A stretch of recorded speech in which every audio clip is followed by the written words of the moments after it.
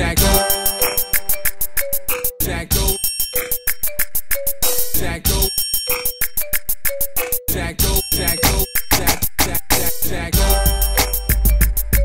Jakk Doe. Jakk Doe. Jakk Doe. Jakk Doe. Jakk Doe. Hey, what's going on, y'all? Lucas talking with Jakk Doe. This is the buffoonery, the Negro tree that I'm a part of right now. You should see the background. We got monkeys on skateboards. It's crazy right now. Team Dollar. Team Dollar. Can we get you over here? Team Dollar. All right. You first and foremost, if y'all don't know who this is, Hey, it's me. you know what I'm saying? Hey, bitches. Y'all don't need to buy no more lotion. You know what I'm saying? If they don't know. Especially the guys. Y'all know what this is. Ain't no point of buying lotion. You know what I mean? But you know what it is. Jakk Doe and the one and only. Say your name. Olivia. Olivia. Usually I used to me, you know, talking a higher tone, but You had to bring it down. for this reason, we're gonna talk a little mellow. Denzel, they call me Denzel Washington State. You know what I mean? I can't. From this side, it's my good side. It's my Denzel side. You know what I mean? What? We about to get into this, and please, can we just get you towards the camera? They gotta see what's going on over here. Talk to you. Yeah, you gotta talk. No, I got you. feel like this stuff. I got you. Advised. I Okay. got you. I got you. Okay. Right. See, we got an audience. Like, we on Springer right now. Yeah, I feel like we're on Springer right now. popping right We now. popping right now. All right, let's get into this and soften our way through this whole thing. We'll get Soften our way through. Pause. Latriva, pause. All right. Hold on. We got a heckler. How am I have somebody on my team that's a heckler? Yo. This the best. I gotta talk to payroll. All right, check this out. All right. Let's start it off right now. It's something I wanted to talk with a young lady with your stature. Okay, I have a big problem right now. I'm trying to start a revolution with this Valentine's Day thing. Oh, I thought he was gonna say something else. Okay. Oh, no, we get to that too. Oh, shit. Okay. It's a little revolution that I got. This Valentine's Day thing. Why is it more of a holiday? It might as well be on a woman's calendar instead of a man's calendar. But y'all don't want anything for Valentine's Day. Y'all don't eat chocolates. Y'all don't want flowers or teddy bears. And y'all don't want the love. Y'all just want, you know. Yo, hold on. First of all, we got Xbox. We like games. So on Valentine's Day, y'all should get games. That's not a problem with me. Okay. In another, I play them too. NBA 2K all day. fellas, I feel like Chuck Woolery should be sitting right between us right now. Like, yeah, Chuck. We play 2K11, Chuck. You know, I get down. You know, Olivia, you know, man. Nah, but this is why I feel. Then we're gonna move on to the next. Okay. It's one last thought. See if you're with me. Right here. I feel marriage, right? Let's admit marriage is not like marriage used to be. No, that's true. All right? The marriage of the 1800s is not the same as the 2000s. Right. For example, when it said death do us part in the 1800s. Well, we didn't have rights then. So But hold up, I'm about to break it down to you. Hold up, I'm about to break it down to you. So we were just submissive. I'm about so you ill-advised for this right now. Ain't no wrong with submissive. But what I'm saying is, what about, see, when they say death do us part in the 1800s, the lifespan of somebody in the 1800s was like 8 years because the chicken pox and all that. You know what I'm saying? And the little cold, you dead like 10 years. Yeah, okay. But now we're in the 2000s. What I feel is we should make marriage like sports. Like instead of you get a lawyer, we both get agents, 5-year contract, 30-year option, pending on the weight. You have like a little, hold on. White flag on the field. This is not me. This is the guys. This is the guys telling me. For this. You're ill-advised. No. What you think about that? Not at all. This is not a contract. No, that's not how it works. So what's marriage to you? Marriage is supposed to be a give and take. It's a real true love. You're not supposed to be with somebody unless you really love them and then you get married. A lot of people take it for a joke nowadays and then they get married and then they be like, I'll just get divorced if it don't work out. Why are you even thinking like that? Okay, so let's say where you at right now. Like you're a businesswoman. Saying you've been in the game for a while, for a long time now, for a while. So, are you business first or relationship first? Business, of course. So I mean, being a woman, do you get any? Do you catch extra slack? Because as a man always feels business. For what? In terms of you putting business before like the relationship. all the time. Can we get into that? Like how you cracking the smile? Like You slick. No, just y'all are worse than women. Like, don't get it twisted. Y'all are very much worse than women. Y'all are more sensitive and more insecure, and you can't handle it. You heard me. I'm talking to you, little man. Yeah. Yo, hold up, little man. Yes, I'm talking to you. Y'all You can see the footage on TMZ. Oh shit, that's All right. ill-advised. Okay. All right. Enough about that. Do you still? I have a question right here from a JackDoe.com member. Shameless plug. Jay Dollar. He wants to know, would you ever do a song with G Unit? I mean, I don't know. Don't know what the future holds. You never know. But, you know, if you're trying to ask if 50 and I are still cool, yes, we are. We've spoken. We've sat and talked. Everything is good. Okay. Now since you progressed, now you got this whole new situation. Like, how much are you involved in the decision making in terms of your career? Hands on, 100%.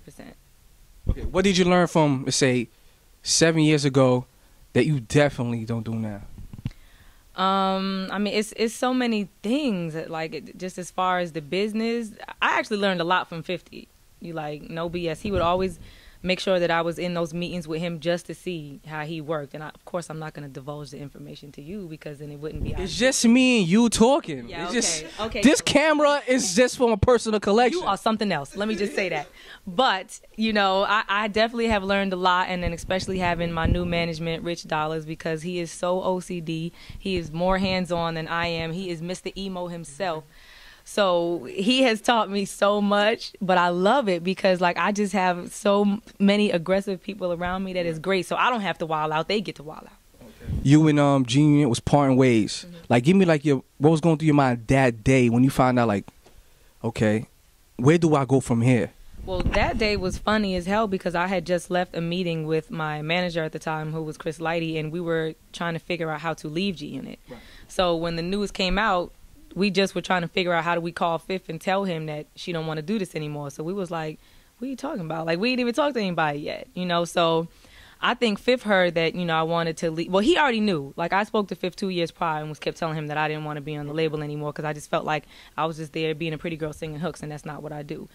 So, I mean, just everything just came out crazy in the public because they had their own perception. I had buffoons outside talking about, oh, I slept with them, you know, on the radio, coming up with their own bullshit, right, while I wasn't with them anymore. And it baffled me. I was like, where's everybody pulling this out from? So, I mean, I'm glad I'm that important that you have to make up, you know, all those rumors, but it's not that serious, you know. It was just a lot for me to take in because, you know, of course I had great times with the unit. You know, they were like a family to me, and I traveled the world with Fifth like 5 times over. So that's kind of why I went overseas afterwards for like 2 years, and everybody thought I had stopped doing music. No, I was overseas getting money. And speaking of getting money overseas, Did he Africa. ill-advisedly cut me off? Oh. That is ill-advised. I apologize. It's not Look Who's Talking with Jakk Doe. Look Who's Talking with Olivia. We switched our hosts. You can interview me now. So as I was saying, yeah. You know what I mean? So, all right. So now, how long you been working on? Because you got an album. You gonna be coming out this year. Yeah. You're not gonna falsify it, are you? K11. Oh shit.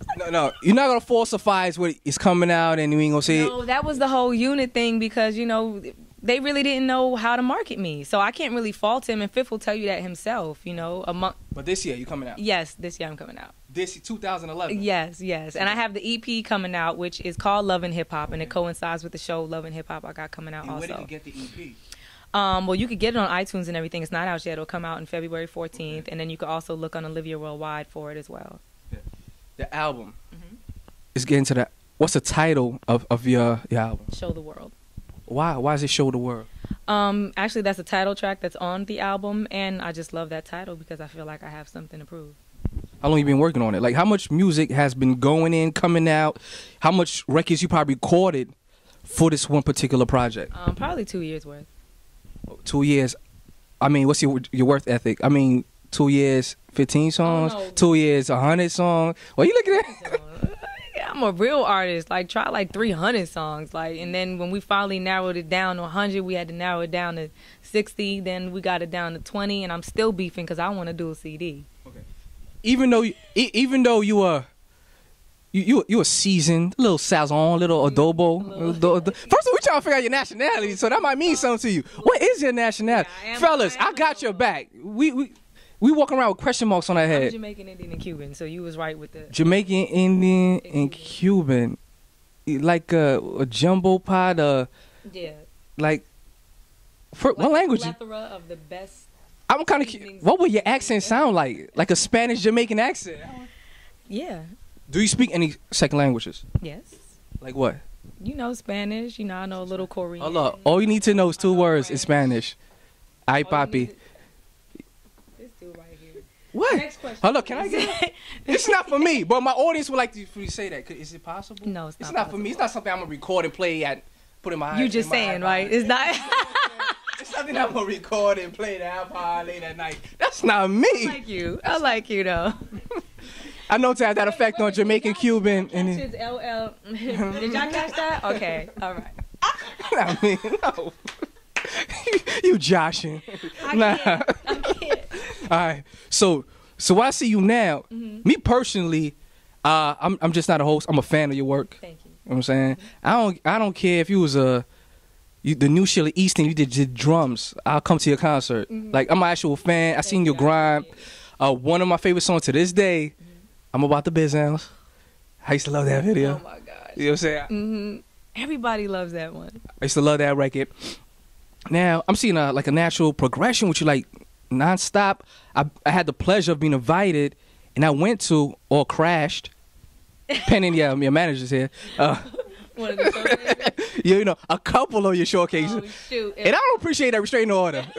It's kind of tough going down to events. I ain't the same 19-year-old I used to be. You ain't the smallest. Yeah, squeezing through. And I had the opportunity to see some of the music. I do have to honestly say, you got something. Thank you. Y'all should wear some Pampers because she got some for that ass. Like, you got some great music. And I'm seeing you perform with a array of artists, especially... tell me about Vaughn Anthony. Vaughn Anthony, he's dope. He's actually John Legend's brother, for those who don't know. Right. And he's been on tour with John at the Evolver tour. Wow. And he's just great. You know, when they came to me with the song and asked if I wanted to do it, I was like, of course. And I was like, but how would this work? He sounds just like John. And then after I saw him and I got the whole image, I was like, this is a no-brainer. He's such a nice guy. So what is this record that you have on? It's called In Your Shoes. Hot record. I seen that perform. Yeah. What's your favorite record right now? Like, what's your baby? Like, you hold on to. You may play at home when you got the, you got the chancletas on and you got the robe on that you just took from the Fountain Blue in Miami. Like, I can't. And I got the papas fritas and that. I'm seeing the whole thing. I'm seeing the whole thing. That's a tough one. I got so many. No, I know. You got a lot of hot records. I witnessed it. I'm a witness. Man. I'm a witness. But which is your baby? Like the one you in the whip or? I got 2. I gotta say 2 because one of my favorite would definitely be a Sean Kingston record, and it's called "The Sun Don't Shine." Okay. And then the other record would be my Missy record, which is "Right One for You." Right One for You. I can't live without those 2 records. Yeah. Okay. VH1 Love and Hip Hop. What's going on with that? Like, when was you approached with this, and was you hesitant? Because now we're in the age where sometimes a lot of reality shows put people in bad light. Was this so please give me the mind frame when you was approached with this and how this came about. I was approached early last year by Mona Scott and Jim Ackerman. Jim Ackerman is the president of VH1, and Mona Scott actually executive produced the show. And I know Mona from being at Violator because she was a part of the management team. They approached me with it, and said that it was originally supposed to be Jim and the Family Jones. So it was Jim Jones and Chrissy and, Jim's family. Right. And after meeting me, they were like, okay, let's change the whole show up. And how about we make it about, for women or just women, like empowerment, like where they are with their careers and just whatever. And that's how it turned into Love and Hip Hop. Okay. Well, you said so by meeting you, in terms of they already had one direction for the show. Right. But after meeting you with your personality Mona was like, this could be big, and Jim Ackerman was very excited, and then that's what it turned into. And then they started to look for 2 other girls, and now we're ready.